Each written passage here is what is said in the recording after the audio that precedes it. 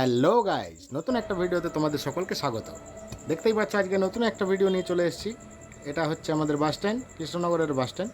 তো আমার অনেক দিন যেহেতু একটা বনসাই করে একটা নেশা হয়ে গেছে, তো এই গাছটা অনেক দিন ধরে আমার চোখের মধ্যে পড়েছিল। তো গাছটা কী করব দিনের বেলা তুলতে পারছি না, লজ্জা লাগছে, তাই ভোরবেলা চলে এসেছি তুলতে।